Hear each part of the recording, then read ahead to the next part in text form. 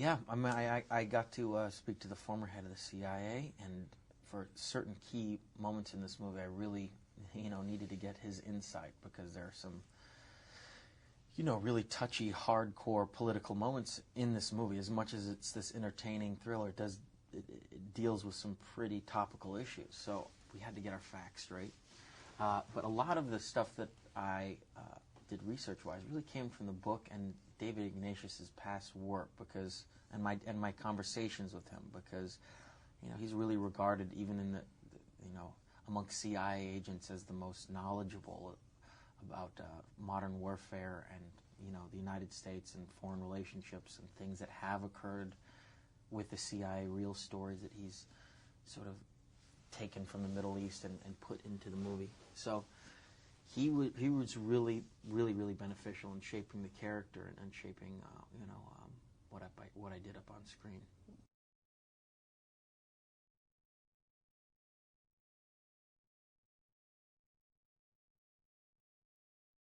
I definitely expected, the pace. I mean, some of the sequences of this movie. I mean, I didn't expect the pace in which Ridley Scott likes to shoot.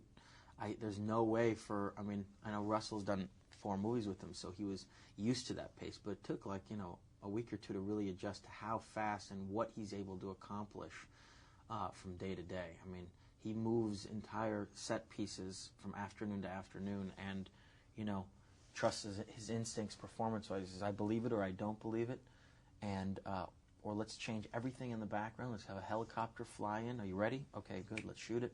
And you have to adjust to that. But it becomes exhilarating as an actor because you trust your instincts. You just go for it, and you have to be extremely knowledgeable in how your character would react to any given scenario at any given time. So it makes you very responsible for your character in that regard.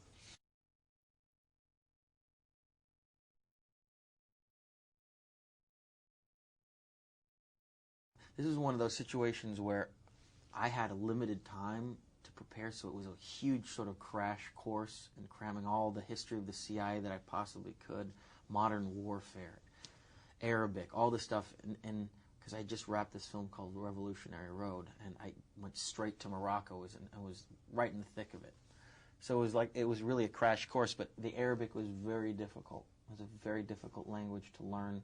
I'd never spoken any Arabic in my life, but I had a great coach that was with me all the time, really giving me the different dialects in Arabic and the different inflections, and not only that, teaching me about the customs of what an outsider, a white man from America would do, especially on a date with an Arabic girl, or dealing with the head of Jordanian intelligence, the respect that you need to have, the way one would operate. So we had some great advisors on the movie.